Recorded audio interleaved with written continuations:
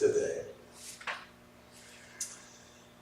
My Bible's open to Matthew chapter 17, beginning in verse 1, as we continue our theme this week, Do You Know My Jesus? In Matthew chapter 17, beginning in verse 1, it reads, 6 days later, Jesus took with him Peter and James and John his brother and led them up on a high mountain by themselves. And he was transfigured before them. And his face shone like the sun, and his garments became as white as light. And behold, Moses and Elijah appeared to them, talking with him. Peter said to Jesus, Lord, it is good for us to be here. If you wish, I will make 3 tabernacles here, one for you, and one for Moses, and one for Elijah. While he was still speaking, a bright cloud overshadowed them, and behold, a voice out of the cloud said, This is my beloved Son, with whom I am well pleased. Hear him. When the disciples heard this, they fell face down to the ground and were terrified.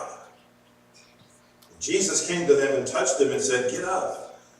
Do not be afraid. And lifting up their eyes, they saw no one except Jesus alone. As they were coming down the mountain, Jesus commanded them, saying, Tell the vision to no one until the Son of Man has risen from the dead. This whole scene doesn't begin here. It really begins back in the 16th chapter and verse 13. In Matthew 16 and verse 13, you will read these words. Now when Jesus came into the district of Caesarea Philippi. Caesarea Philippi was the northernmost place Jesus visited while he was here. Caesarea Philippi, if you find it on the map, is on the southern slope of gigantic Mount Hermon. Mount Hermon is a 10,000-foot mountain that dwarfs all of northern Palestine. And Caesarea Philippi is right there on the lower elevations of that gigantic mountain. And it was there that Jesus asked the question in verse 13, Who do people say the Son of Man is? And they said different ones. And finally, Jesus said, I want to know who you say that I am. Now look at verse 16. Simon Peter answered, You are the Christ, Messiah, the Son of the living God. Jesus said to him, Blessed are you, Simon Bar-Jonah, Simon, son of Jonah, or John, because flesh and blood did not reveal this to you, but my Father who is in heaven. And I say unto you that you are Peter, and upon this rock I will build my church. Jesus makes a little play on words that we don't see in the English, but you certainly see in the Greek. When he uses the word, I say unto you that you are Peter, that's the word Petrus. And that means a little stone.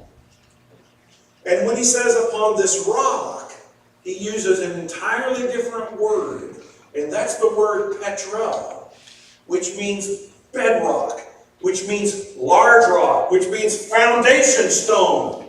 And so what Jesus is saying to Peter, I say to you that you are Petrus. You're a stone, Peter. You're a little stone. But upon this Petra, upon this bedrock foundation, I'm going to build my church. What bedrock foundation? That I am the Messiah, the Son of the living God.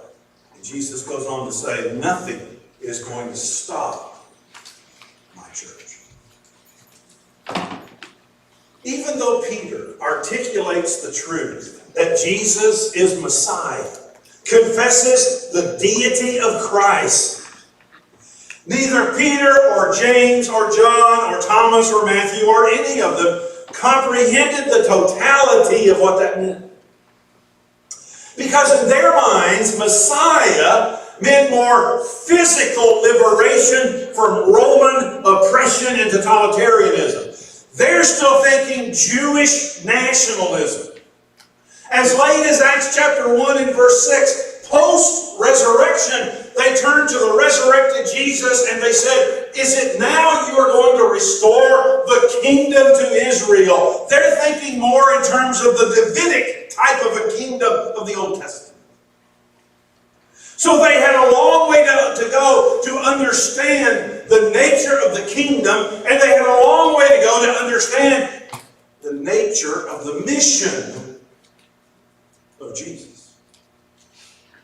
And so he begins to help them comprehend God's plan. Skip down to verse 21 of Matthew chapter 16, where Jesus mentions 4 musts that must occur before God's plan, before his mission is complete. He says, from that time on, Jesus began to show his disciples that he must go to Jerusalem. It was imperative that Jesus walk into the lion's den of hypocrisy and hostility waiting for him in Jerusalem. In fact, the later text would say he set his face to go to Jerusalem because this was all part of God's plan. And he says, secondly, verse 21, that he must suffer many things from the elders and chief priests and the scribes, the very ones, the leadership of the Jews, who should have had a clear understanding of God's will and the mission of the Messiah based upon Old Testament prophecy, would in fact be the very ones who would bring him down. So he says, I must go to Jerusalem, and I must suffer many things, and I must be killed. He's very plain about that. The infliction of his suffering would result in his death. And then he adds a fourth. He must be raised on the 3rd day. Now then, in verse 22, from Peter's response, it's easy to see what Peter is focusing on. Peter took him aside and began to rebuke him, saying, God forbid it, Lord, this shall never happen to you. Jesus turned and said to Peter in verse 23, Blessed art thou, Simon Bar-Jonah. Is that what he says? That's not what he says. He says, Get behind me, Satan. You are a stumbling block to me, for you are not setting your mind on God's interest, but on man's. Jesus makes it very clear. There would be no crown without a cross. There would be no glory without suffering. This was all part of God's plan, and this was all part of his mission. But they didn't understand. And when he tells them that he must go to Jerusalem and he's going to suffer and die, they struggled with that. That had to have been extremely discouraging to them. That had to be extremely disheartening to 12 men who have invested so much of their life and time to follow him as Messiah. Think about it. They've taken leave of their family. They've taken leave of their friends. They've taken leave of their vocation. They've taken leave of their hometown. And day after day after day, they're following Jesus everywhere. They're listening to him teach. They're watching the miracles. And they are convinced he is Messiah. But their idea of Messiah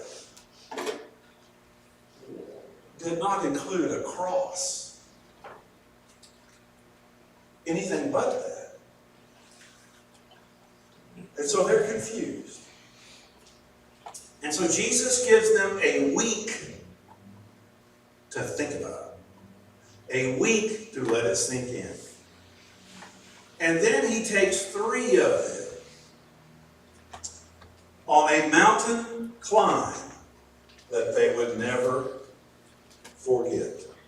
And that brings us back to our text in verse 1 of chapter 17. 6 days later, Jesus took with him Peter, James, and John, and led them up on a high mountain by themselves. One of the things I've always admired about Jesus, as I read in Matthew and Mark and Luke and John, is the admiration Jesus had, the passion Jesus had for the handiwork of his creation. Jesus was at home in the out of doors. How many scenes do we see with Jesus surrounding the Sea of Galilee? And how many times do we see Jesus going out into the wilderness, for example? Luke 5 and verse 16 said he would often go out into the wilderness, the deserted desert areas, to pray. And how many times do we see Jesus disappearing up some hilly trail, climbing a mountain, where he could be alone with the Father? We usually think of Jesus as being around people constantly, and that's true. The multitudes tended to always be there. But there were times when Jesus purposefully walked away from the crowds and left the marketplaces of business and busyness and go out into the out of doors where he could have some time alone. They say there's two kinds of people in the world. There's beach people and there's mountain people. So what I want to do tonight, I want to take an official survey. This is official survey. Let's pretend you have all expenses paid. Not going to cost you a dime. You just have to choose where you're going. You can either go to the beach and have a nice place to stay for a week, or you can go to the mountains and have a nice place to stay for the week. You can't choose both. You have to choose one. Now, I'm going to tell you, there's no wrong answers here. You can't get this one wrong. It's impossible because there's no wrong answer. So, you have to choose. How many of you would go to the beach? Raise your hand. All right. My wife would go. You know, she'd be all about that. All right, how many of you go to the mountains? Raise your hand. Yeah, I'd be there too. Okay. Oh, yeah. So there's no wrong answer. All right, so official survey over. Okay. I tell you, there's something about the beach, and we've gone to a place we like to go every once in a while, and there's just something about walking along the beach and the waves lapping the shore, and it's just so peaceful. Julie and I went to St. Augustine, just north of St. Augustine, and stayed on the beach. And I'm an early morning riser, and so I'm at my peak like at 5 or 6 in the morning, and I'm just loving it. And we're so opposites. And so I was sitting up and I was watching the sun come up, get ready to come up over the water, and it was going to be a beautiful sunrise. And I just knew she wanted to share this with me. So I went in and woke her up and I said, "You've got to get up. You've got to see this. It is absolutely beautiful. Please get up and see this. You won't regret it." You know? And so she gets up. She comes out there, sits down and watches the sun pop up over the horizon. She said, "Yeah, that's pretty." And she said, "I'm going back to bed." And I said, "Honey, the Bible says, this is the day the Lord has made. Let us rejoice and be glad in it." She says, "Yes, it says this is the day the Lord has made. It's still not day. It's still night. I'm going back to bed." I have in the back of my truck, I've got a tote back there, a large tote. And in that tote, I've got my my hiking boots, and I've got my trek poles, and I've got everything I need. Because I tell you what, I'm in the mountains quite a bit, and I love to just stop and get off and go hike. There's just something about that I just love. Where else in the world can you find such an awesome display of the grandeur of nature and of what God has made than in the mountains? My friend David Lanfear from Bowling Green was here Sunday, and I remember the time there were 10 of us guys, and we were hiking in Glacier National Park, and we were hiking to this end of this trail, and there was this alpine lake, and we've been yakking it up all the way up there. And so we get up to this alpine lake surrounded by jagged peaks, and the wind was just blowing in circular fashion. And it was just, the lake was green. It was so cold up there. It was just beautiful. And we all get up there, and all these guys that have been yakking it up all the way up there, suddenly when we saw that, everybody just shut up. And all 10 of us kind of went our separate ways. And nobody said a word. My doctor friend went out and climbed up on a rock and just He just kind of sat there and stared. The guy who's taking the pictures the whole way, he didn't take any pictures. You just see he's clicking them off up here. And David, who was a lawyer then, David walks about, 100 feet over here, and I go about 50 feet over here, and we separate, and nobody says a word. So you know that when a lawyer and a preacher have nothing to say, you know that's pretty amazing. And some scenes are like that, and you've seen things like that where it's just such an awesome display. Your mouth just there's no words to describe any of that. It's like on the crest of a mountain, heaven issues you an invitation like nowhere else. Luke tells us in Luke's account that Jesus climbed the mountain one day and came down the next day.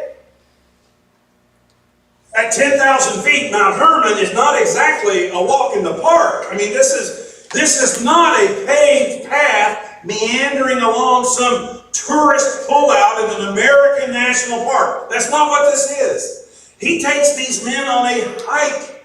He takes them on a climb, a walk to remember for the rest of their lives. And the question is, why?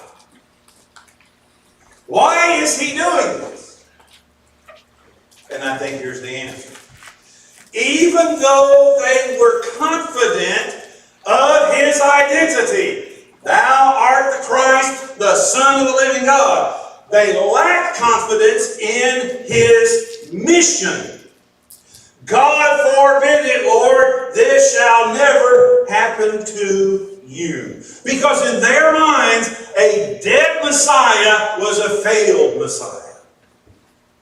And so it would be the scenes that would take place on the hills of Hermon, this giant of a mountain, would be embedded in their minds and reaffirm to them all of the claims that Jesus made about himself. I know one thing, they never forgot what they saw on the mountain. Listen to Peter in 2 Peter chapter 1, beginning in verse 16. Listen to what Peter says he saw on the mountain. 2 Peter 1, verse 16. For we did not follow cleverly devised tales when we made known to you the power and coming of our Lord Jesus Christ, but we were eyewitnesses of his majesty. Peter says, I was there. I was on the mountain. I saw it with my own eyes. For when he received honor and glory from God the Father, such an utterance as this was made to him by the majestic glory. This is my beloved Son with whom I am well pleased. And we ourselves heard this utterance made from heaven. Peter says, I was there on the mountain. I saw it with my own eyes. I heard it with my own ears. And he says, we were with him on the holy mountain. Translate, Peter says, I will never forget what I saw on the mountain that day, as long as I live. So what did you see, Peter? What did you see? Matthew 17 and verse 2. And he was transfigured before them, and his face shone like the sun, and his garments became as white as light. For more than 30 years, Jesus dwelled in ordinary flesh. John 1 and verse 14, the Word became flesh and dwelt among us. And now that flesh was ablaze in this brilliant light. And all three writers who write about this seem to struggle to find the right words to help us understand. Matthew says his face shone like the sun. Mark says his clothing became radiant and exceedingly white. Luke says his clothing became white like flashes of lightning. But how do you describe heavenly glory? How do you put it into words when there really are no words? There's nothing in the context of his astonishing sermons or amazing miracles that equaled what they saw on the mountain. Because what they saw on the mountain was supernatural testimony to the splendor Jesus possessed as the Son of God. They saw the majestic glory.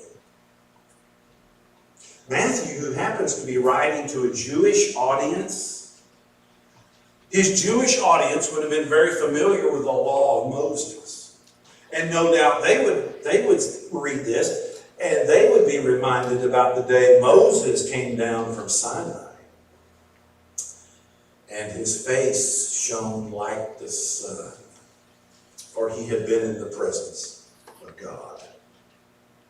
Well, back to Matthew 17 and verse 3. That's not all they saw. Here's something else. And behold, Moses and Elijah appeared to them, appeared to Peter and James and John, talking with Jesus. So as Peter and James and John look on, two of the Old Testament greats appear. And they start carrying on this conversation with Jesus, which raises two questions. Two questions. Number one, out of all of the people God used in the Old Testament, why these two? Why not Abraham? Why not David? Or Daniel? Or Isaiah? Or Jeremiah? Why Moses and Elijah? And I don't know the answer to that, except to say that out of all of the Old Testament, no two people parallel the mission of Jesus more than did Moses and Elijah. Think about that. Moses was heir to the throne of Egypt, but he gave it all up to take on the life of a servant in order to lead his people out of bondage. Sound familiar? Moses was the communicator of the old law, Jesus the communicator of the new. Moses, if any man knew the frustration of trying to lead people who were bent on his demise, it would have been Moses. Can you not see the parallel? Or Elijah. If Moses was the great law giver, Elijah was the great law defender. In Elijah, you have a man who personified zeal and courage and passion for God. He had a heart that burned for God. He was God's miracle-working prophet seeking to lead the people back to Jehovah. Do you not see the parallel? If any two people in the Old Testament knew and understood the struggles of Jesus, it would have been Moses and Elijah. But the second question is, what did they talk about? It says they were talking with him. What did they talk about? Wouldn't you like to be a fly on that wall? Well, we get to be one. Because Luke tells us, in Luke chapter 9 and verse 31, Luke tells us what they were talking about. Luke 9 and verse 31 says, they, Moses and Elijah, spoke of Jesus, of his departure, which he would accomplish in Jerusalem. In other words, Moses and Elijah are conversing with Jesus, talking with Jesus about the very thing he foretold back in chapter 16 and verse 21, that he must go to Jerusalem and suffer many things and be killed. That's their conversation. That's what they're talking about. They're talking about his death. And that's the major hang-up. That's what the disciples struggle to accept. But if Moses and Elijah could be undisturbed by the thoughts of a crucified Messiah, then why would Peter take objection to that? If Moses and Elijah could accept that this was not an accident, that this was part of God's plan, then certainly Peter and James and John and all of the others would have to accept this. We know what they talked about.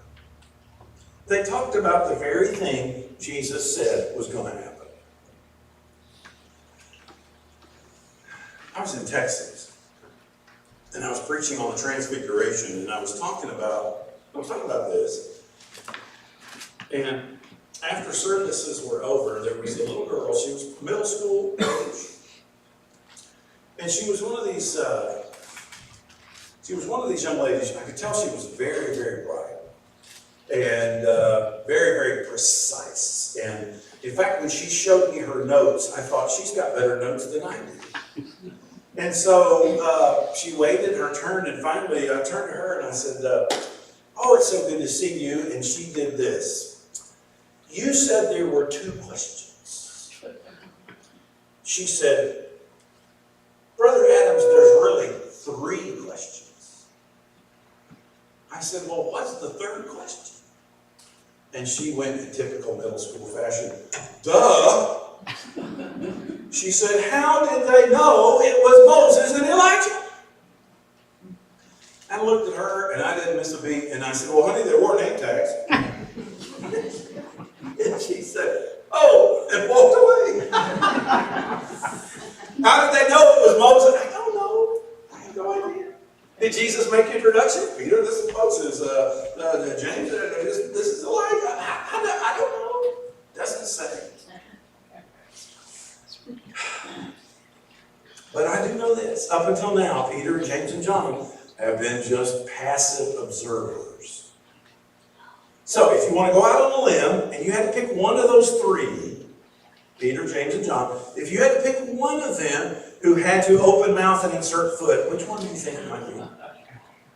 Luke says in Luke 9 and verse 33, quote, "As they," Moses and Elijah, "were leaving him," Jesus, "as they were leaving him, Peter said,"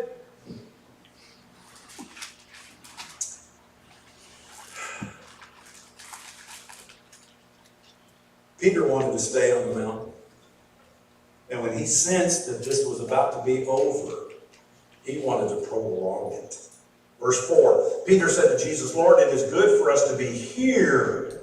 If you wish, I will make 3 tabernacles here, one for you and one for Moses and one for Elijah." In his mind, this was so practical.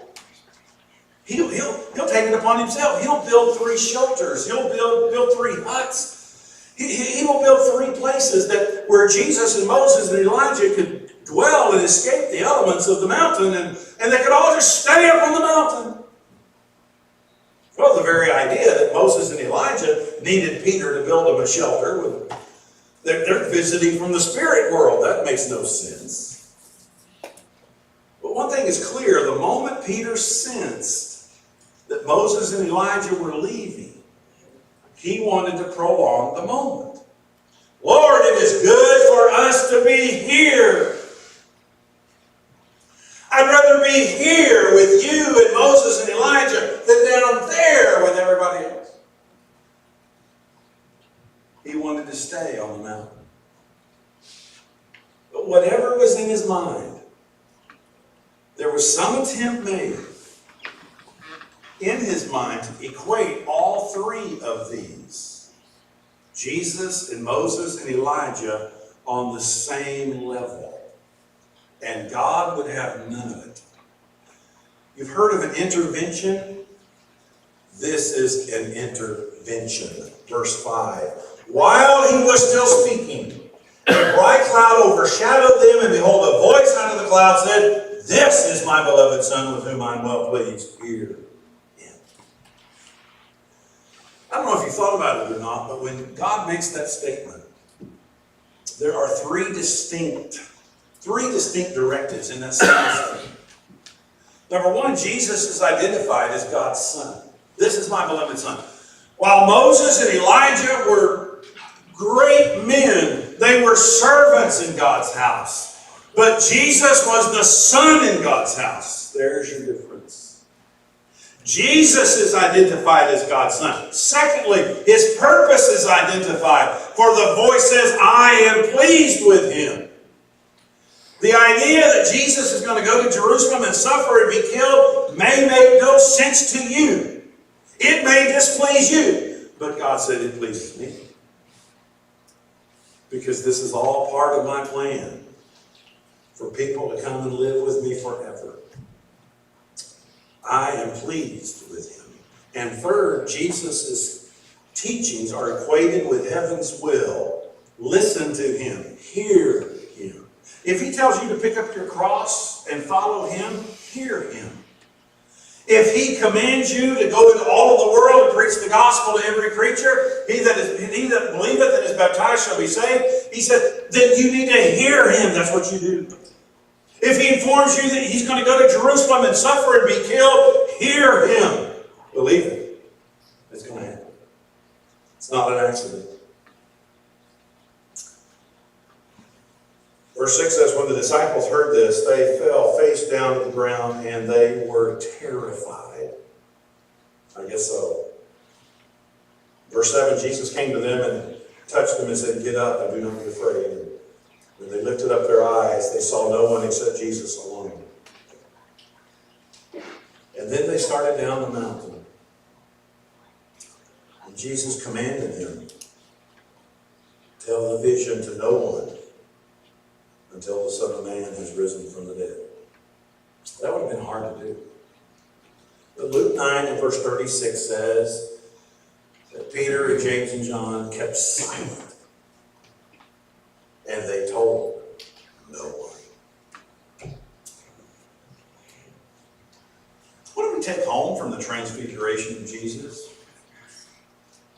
What's the take home from this? So get your take home box and open it up. I'm only going to put 3 things in it because our time's gone. Just 3 things.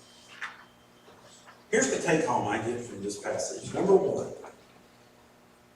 the uniqueness of Jesus in a world of religious imposters. I say that because in our pluralistic society, people today want to do the very same thing Peter suggested. People today want to build tabernacles of equality. And so people today come along and they say, let's build one for Jesus, but let's build one for Gandhi, and let's build one for Buddha. And the voice from heaven thunders and says, this is my son. Hear him. But man comes along and says, let's build one for Jesus, and let's build one for Muhammad, and let's build one for Confucius. And the voice from heaven thunders and says, this is my son. Hear him. But man comes along and says, let's build one for Jesus. Let's build one for the Roman pontiff. Let's build one for Joseph Smith. And the voice from heaven thunders and says, this is my son. I tell you, the take home from the transfiguration is pretty simple. No one, but no one stands equal to Jesus. Amen? Amen. No one. Listen to John in John chapter 1 and verse 1 and verse 14. In the beginning was the Word, and the Word was with God, and the Word was God, and the Word became flesh. Now listen to John. And we beheld His glory. John said, I was there. I was on the mountain too. And like Peter, I'll never forget what I saw on the mountain that day. Secondly, the authority of Jesus in a world of religious confusion. Much of our religious world bases everything on emotions. And emotions are great. I mean, that God-given and all that. But we have to be very careful with them. And sometimes how I feel takes precedent over what He said. So we have to get back to those 2 basic simple words. Hear Him. And that means more than just hearing about it. It means hearing Him in view of living His words. Living His words in our homes, in our communities, where we go to school, where we work, when we interact with people. It means formulating our morality based upon what His will is and what He says, rather than what culture says. It's restoration of His church based upon His word rather than the cheap imitations of people who think they know better. There's a lot of religious noise, confusion. God has a way of cutting through the clutter. This This is my beloved Son. Hear him. And the third take home, the glory of Jesus in a world of suffering. The glory of Jesus in a world of suffering. Because Jesus walked down from the mountain, and he walked into the hands of the vilest of men who put him to death exactly as he told them was going to happen. Suffering for him would bring glory for him. Suffering for him would bring glory for us. Romans 8 and verse 18. The sufferings of this present time are not worthy to be compared with the glory to be revealed. You ever been on top of a mountain? Mountaintop moments in life are rare. I've had them. You've had them. But I don't live on top of the mountain. I live in the valley of the shadow of death. I live in the valley of discouragement. I live in the valley of despair. And every day is a fight. Every day is a fight to do what's right. Every day is a fight to make good decisions. Every day is a fight to keep on keeping on. And in the toughest of days, I tell you what we have to do. Through the eyes of Peter and James and John and the writers who tell their story, we have to see him on the mountain, the Holy One of God. I love Psalm 121 and verse 1. It says, I will lift up mine eyes to the mountains. From whence shall come my help? My help comes from the Lord, who made the heavens and the earth. Translate, when you're down, look up. And never forget what Peter and James and John saw that day on the mountain.